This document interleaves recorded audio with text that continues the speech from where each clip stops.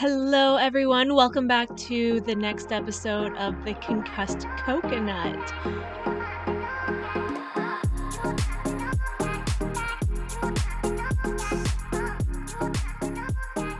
So today, I actually am joined by a puppy here. If you're watching on the YouTube channel, you can kind of see her bum. But if you're listening to the podcast, then just know that she is adorable, soft, black and white husky, and she's hanging out with me today. Why, you might ask? I am alone.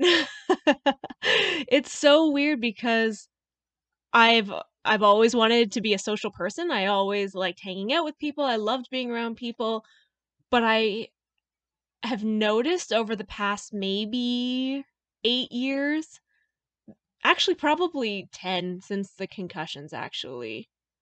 I enjoy being alone. So I am an introvert. I don't love being around large groups of people. I don't always want to talk to people, and there's a variety of reasons for that, which again, I'll get to that in another podcast. But the feeling of being alone, not that anything's going to change, it's just so relaxing in a weird way, and I love it. So that is why I have Saber hanging out with me today. You might hear Jackson coming up to join us, but we'll see. So, for this episode, I wanted to talk about education. Education while you have a concussion. Now, when I was in school, there wasn't any concussion protocol. No one knew what to do. So, I went to the doctors, and it was the doctors that told me what to do. And basically, there was no support set up at schools for kids with concussions.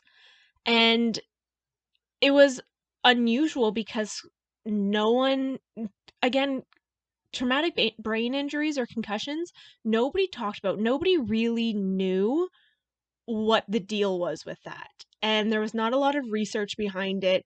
It was something that everyone was wanting to know, but a lot of even the athletics in the advanced league, so like the professional leagues, they didn't want to talk about it because it's not good for their players, and they don't want people to know that they could get a concussion playing their sport, so they would just keep it hush. So when I had my concussion, I was in high school, and luckily I was there doing a post-grad year. I already graduated. I was there doing my victory lap, but I struggled, and there were so many things that a school could have done to help. And I don't fault them at all because I didn't even know at the time what I needed. Where looking back, I can definitely say I needed a lot more support than what I was given. So basically, I went to the hospital after my concussion, and they said, don't look at screens, don't look at small fonts, small numbers. So basically, don't read, don't be on a computer, don't do anything with a textbook because it's going to kill your eyes, which is going to hurt your brain, and it's just going to throw you off. Now, here's my problem. In my post-grad year, I was taking courses such as accounting and business, where for the most part, I was on a computer or I was looking at small numbers on a piece of paper. Everything that doctors told me not to do.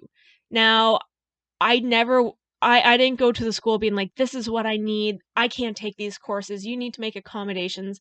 I wasn't like that because I was also in denial and thinking that I was okay. I was fine.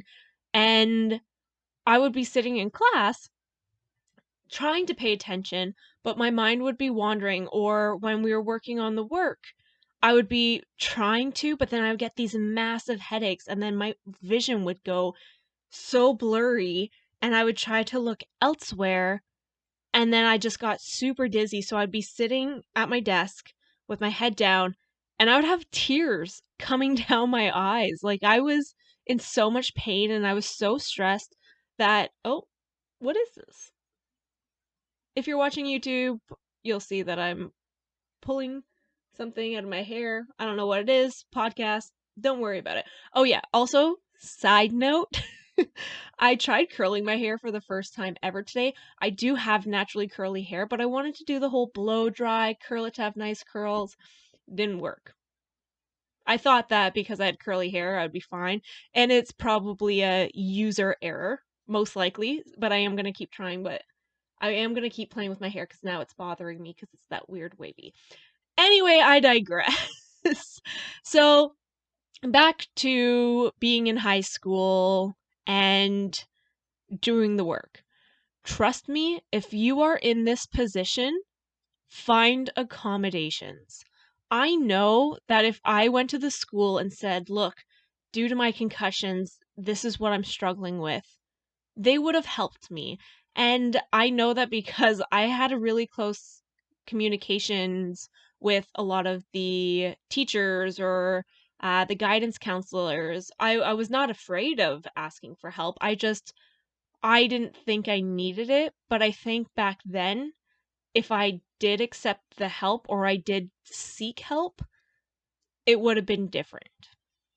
So, also at this time, I was applying to college and university. So, I didn't know what I wanted to do.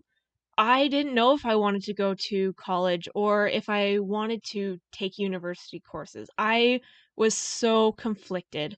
So I applied to both. I applied to 3 universities and 5 colleges, which was like the minimum amount or the maximum you can with this one package without having to pay more. And I'm a cheap bitch, so I didn't apply for more.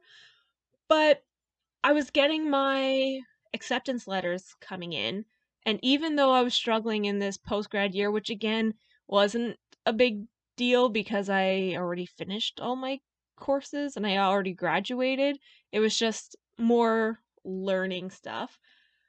Then I got accepted to everywhere I applied to, and I was excited. So, for university, I applied to McMaster University, University of Waterloo, and Queen's University. And for college, I can't remember. Fanshawe, Mohawk, Niagara, and I honestly can't remember the last 2. So everywhere I applied to, I got in. So the options were there for me. Now, the summer before going to university, after my high school time ended, there was a transition. So I was going to the hospital basically every single week for multiple tests. And it was always going for a test, get the results. Test, result, test, result. And basically what they were trying to do was test everything just to see what was going on because I also have heart problems. I have an irregular heartbeat and a heart murmur. So when I was a child, basically, I think when I was born, I went to McMaster University a lot, and the doctors even told my parents that just from the test, they would think I was a very, very sick child. But by looking at me, I was super healthy. So it was this weird thing of them being like, I don't know. She looks fine. She seems fine. But the tests tell us otherwise. So because I've had that history, they were doing some more tests as well. And again, concussions were just becoming the prime point in research. So I think at that point, they were wanting more and more information. And because of the tests that I would get in the emergency rooms, because they weren't the usual things like my eyes going back and forth nonstop, they wanted to get as much information as they could. So thank you again to my mom and dad for, hanging out in the hospital with me, going for all these visits. I know it must have been super boring for them, but it was kind of nice having information. So the one test that the concussion rehab clinic did give me, and the test I was most thankful for, was my neuropsych test. So what that was, it was a whole day of tests. And it was just small games, small activities. I did it in one room, and there were things like, um, I'm going to give you a letter and you tell me as many animals that you can think of that begins with that letter. The one they gave me was the letter F. I panicked. In that room, I was like, I know so many animals that start with the letter F. And you had a minute. So they timed you and you had to list off as many as you could. And I'm sitting there thinking, okay. And I'm trying to think of all the animals, but then I couldn't think of a single animal. I got one though, frog. And my sister's terrified of fish, so why wouldn't fish be number one on my mind or anything? But I could only come up with frog. And in that minute, only one, that was a big sign that something was going on. We also had math tests. So they would do some verbal ones. So they would tell me, and I would have to do it in my head and give the answers. There would be some where it was written and I had to write it out. And then there would be some where it'd be verbal, but I had the paper that I could write it out. There was also what else was there? There was a spelling test. So they would give me a word and I would have to spell it for them, and they would just get harder and harder and harder. There was one, this is one of my favorite ones that I tell people. We had a sniff test. So there were these markers, and at that time I worked at Bath and Body Works, and when we were opening, we had to train on finding different smells. So we had to be able to find the smells that were the underlying fragrances. And I thought I was going to be so good. I told them, like, I'm not worried about this one. I do this at work. It's not a big deal. So you would sniff it and you would tell them what it is. And then later you would get different words and then you would match them. So if I sniffed one and I thought it was grass, later for the second part, if there was no grass on my list, then I would sniff it and then match it with what I thought it was then. So I thought I was going to do great with that. I was like, this is no problem. I got this. I didn't. And then another one was they had those pins, but it would have a little, it's like an additional part that would stick out, and there was a board. So you'd have to put the pins in a unique way in order to actually make them fit. So at one point you would be able to do it with two hands. One time it was one hand. And then it's just exploring your fine motor skills for that. And then the one that I feel like I kind of blocked, but it was slowly coming to me over the past few days. It was the one where I had to have a conversation and they would have beeps going on. And I would have to let them know when the beep was, but then I would have to go back to my conversation and continue with what I was saying. Or I would have to read and then count the number of beeps, sorry. I count the number of beeps that I could hear while reading the story, and then I would have to tell them what the story was about, and I would have to tell them how many beeps there were. I definitely struggled with that one. That was probably by far the hardest thing I had. The reason why I was so thankful about that was because for the first time, I actually was given some type of information. So if you have a concussion and you're in that range where you could be going to university, or you're still in high school, or you are in university, definitely, definitely, definitely get a neuropsych test, because it was the first time where I actually felt like I had answers, and that the doctors they were able to understand where I was actually struggling with and what I would need support with. And the reason why they did do this test was so they could see if I needed accommodations for when I went to college or university. And this test was a full day. I know people have gone for 2 half days. The reason why they told me it was a full day was because they wanted to see how I was throughout the day, and then by the end of it, how was I feeling? And by the end of it, I was exhausted. I went home, I slept the entire time, and I was even passed out for the next day. So when I went for my results, the doctors asked, how did you feel after that? And I explained exactly what I told you. And they said we knew that that was going to be a thing because they could see me getting more and more tired as the day goes on. But then eventually I think they split it into 2 half days because they know that people with concussions get exhausted. So in order for them to get the best results, they have been splitting up into 2 half days.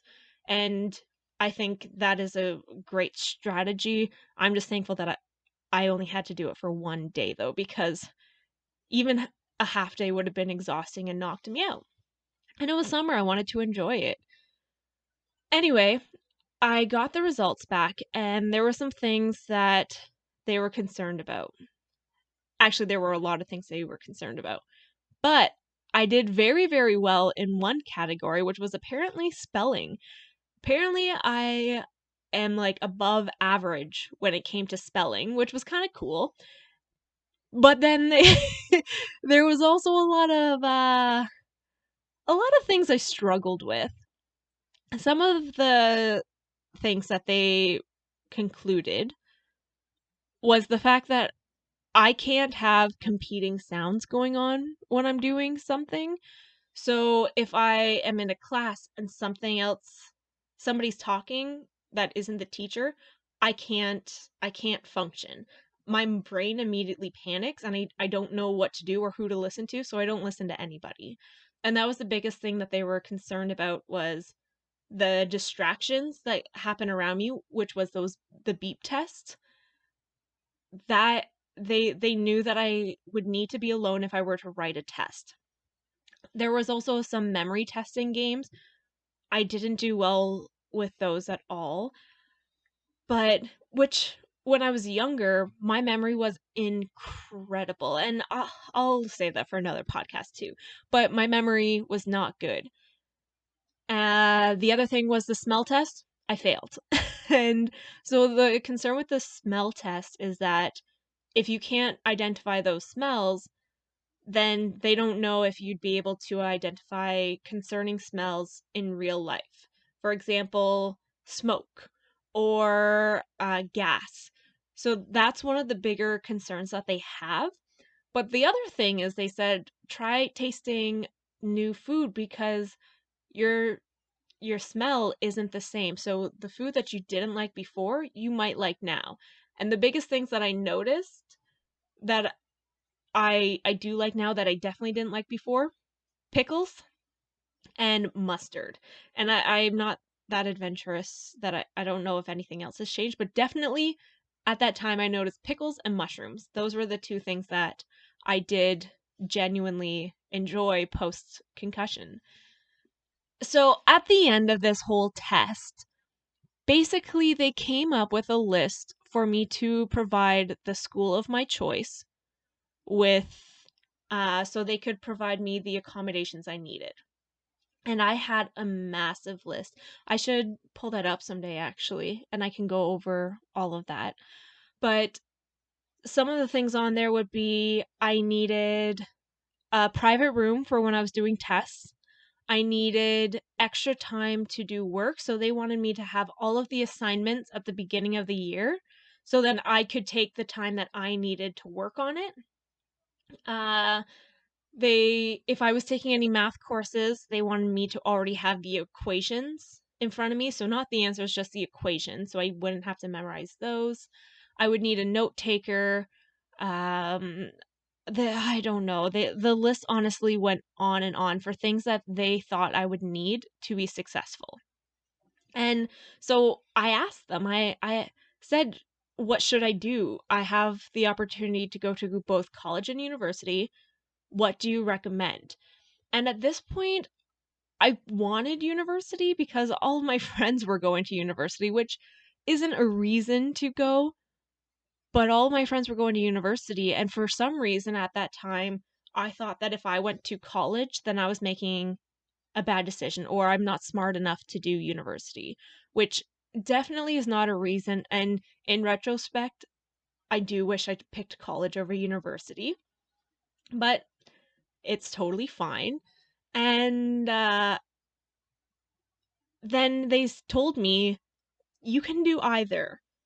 Now, the problem with college is that there is more hands on, more action-based learning sometimes, where with university, it is more theory. So, in a way, they were kind of hinting that university could work if I was given the right resources, but also college could be much better for me based off of the fact that I can't read small print, and my distraction is I was easily distracted. So they said sometimes with the more hands-on approach, I will struggle more. So they basically said it's your choice. There's going to be pros and cons for each, but you have to pick what's best for you.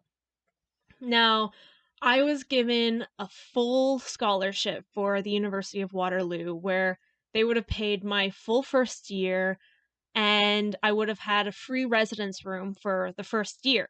And that was the school of my dreams. University of Waterloo was the one that I wanted. That was something that where I felt like I could make a difference in my own personal life because I could take this chance to create a new identity because at that time I didn't know who I was anymore. I didn't know who my friends were. Like I did, but it was very different and I really struggled with that. So University of Waterloo was ideal. Now, I was struggling, so choosing to go to a university that was far, I mean, and it wasn't even that far. It's 45 minutes. But because I was struggling, I didn't think that that would have been the best choice because I I didn't think that that would have been the best choice because I wouldn't have had the support there if I needed. And my mom was my anchor. She was the person that like listened to me cry or would listen to my struggles. And I needed that. So choosing a school close by then became my priority. So I started off by going to McMaster University and asking for accommodations. So I went to their guidance counselor in a way, and I gave them the list of everything that my doctor the at the concussion clinic gave me, and that was the most discouraging meeting I have ever had. I was heartbroken. So what they were saying was you shouldn't go here. The amount of accommodations you need, it's it's not going to be worth it. Don't go to university. I still remember that person's name and I won't say it, but I remember their name because they were the probably the meanest person and they weren't even mean. They were trying to help, but they were the worst person for me in my journey. And they were also this person was also the person that changed my life because they gave me my answer. Anyway, so I go to talk to her and she's telling me, don't go. We've had athletes in university already, and when they had a list that wasn't even as big as this, they struggled and ended up dropping out. So save your money, go to college. And I said, but I just want to know, are these things that the school could accommodate? And they said, yeah, they could, but they don't see a point. And her other suggestion was for me to only take 2 courses a semester and then take twice as long, if not probably more, 4 times as long. I don't know. I'm not a math person. Um, it would take I would still be in school today just to get my undergrad. So those were my options. Go to college or do 2 courses a semester. And then I still said, would I get accommodations even if I didn't? And she said, yeah, but you're not going to be successful, so don't even bother. So I left that meeting basically in tears, being like, what am I supposed to do with my life? I don't know what I'm supposed to do. I know I'm supposed to go to that next level. I know I'm supposed to do post-secondary education. But then the competitive side in me started kicking in and was like, I'm going to go to university. And when I contacted her about the accommodations again, saying I've selected to go to McMaster University, I would like to start the process of setting up the accommodations, she didn't answer me. And so I contacted another person, but she was the head, and I wasn't given anything. So I entered university with no accommodations, and I wasn't given the laptop, I wasn't given the extra rooms, I wasn't given half of these. I wasn't given anything that was on that list. And I did it though. My first semester, I was really stressed, and I did speak to a few of my professors. Some of them were very accommodating. Some of them said, well, you have to talk to this department. And when I went down there, they just kept ignoring me for some reason. So I took it as a challenge of, don't worry about it. I'm going to do this. I don't need you. I can do this on my own. And yes, there were struggles, but I graduated. I did it. I finished university on time with my friends, and my life ultimately changed because at that point I knew I could do anything that I wanted. And no, it's not going to be easy, and there are going to be challenges, and there's going to be times where I am pushed to my max, but I can do it. And I entered university at the weakest part of my growth. For example, my doctor referred to me as an old computer. and and I'm not mad about it. Again, I think this is hilarious. Your brain is an old computer. You have the information there, the knowledge is stored, but the RAM is not small enough, so or isn't big enough. So it takes longer for the information to come to your brain, and hence that's why you're more delayed. The information's there, you just sometimes need little reminders, which is true. Because that's still a thing, is I know the information's there, but I won't be able to recall it without some hints sometimes. So that was one thing that really hasn't gone away, but that's what the doctor said. I entered university, and here I am. And I I definitely am thankful that I didn't have the accommodations, because like I said, it just proved to me that I have the ability to do whatever I want. And it is going to take more work sometimes, and there's times where I'm going to struggle and cry and feel all the emotions, but I'm thankful I did it. And because ultimately it led to me meeting Rod, which is my significant other. It led to meeting some connections that helped me for my professional career. And it ultimately helped me with my mindset to think I can do anything. And I don't always think that, but I know that I have the ability to do whatever it is I put my mind to. And it's going to be exhausting, and it isn't going to be easy, but I can do it. And that's the same for anybody. And we're all in different parts of our life and in our healing process.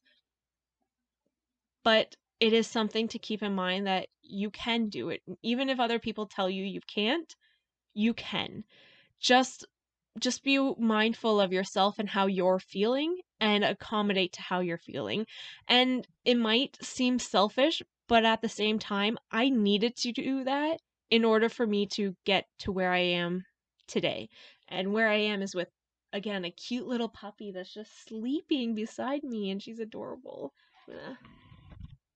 Oh, she's stretched. And I tried turning the camera. So if you're listening on the podcast, I just tried turning my camera for people to see Saber, but my coffee bug got in the way instead. So anyway, education was tough.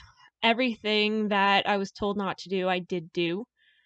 There were no protocols at that time set up for high schools. There is now, and again, that's another episode. I'm going to be talking about that.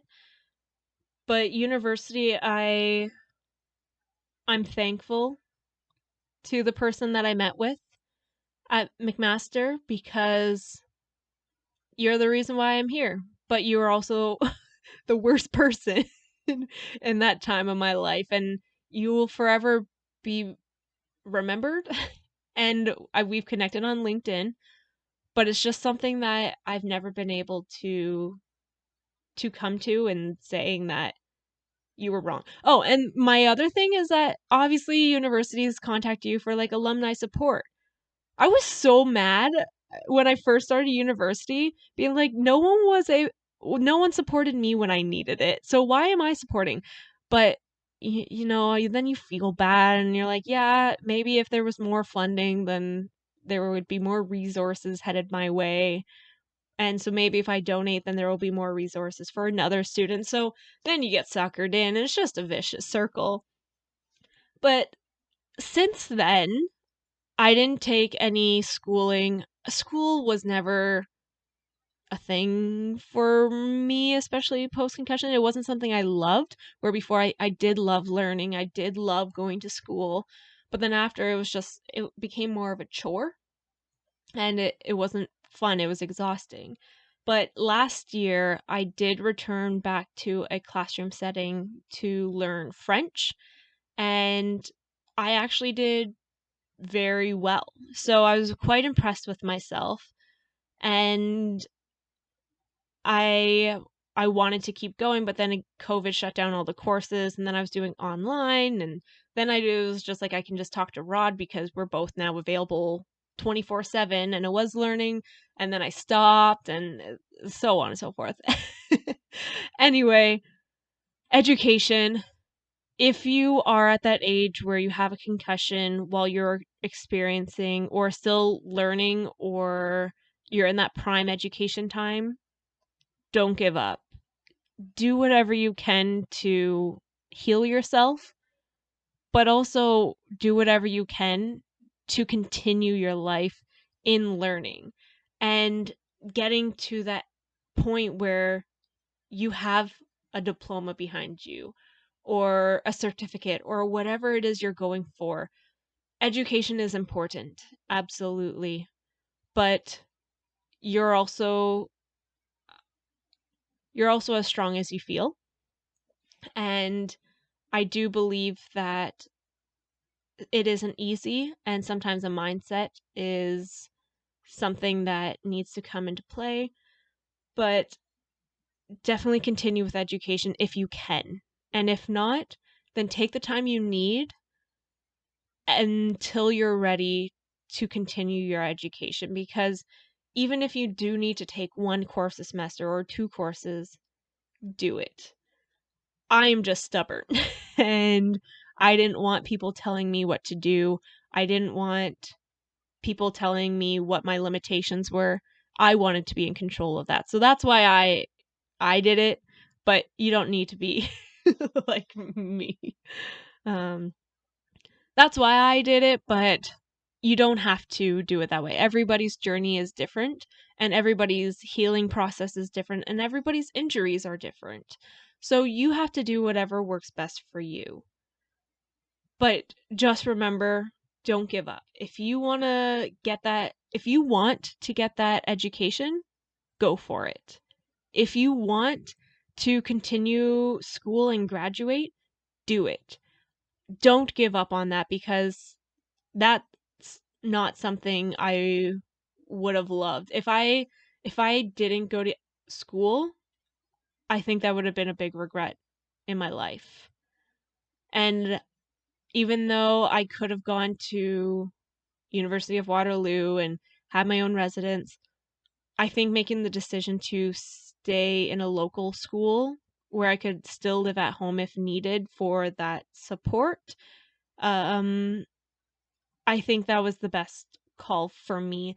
And of course, I wanted to go to a university and stay in residence, but at the same time, I wasn't I wasn't prepared for that at that point, and I needed to know that I had a place where I could separate myself from distractions and sometimes being in a residence there is full of distractions. So do whatever you have to do.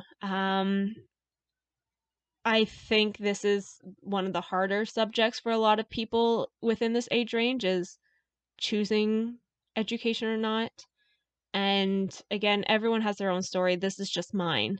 So I would love to hear if you have had concussions and how it's impacted your education. Please share your stories with me. I do love listening to people tell me their stories and how they overcame them, or if they're still struggling, and I talk to them about mine, and we kind of share experiences to help each other. So definitely comment below. Also, please give this a 5-star rating. It does allow other people to find this podcast, and I would love to be able to help more people. So give it a thumbs up, 5-star rating, comment. Please reach out to me, and I look forward to talking to you soon. Bye.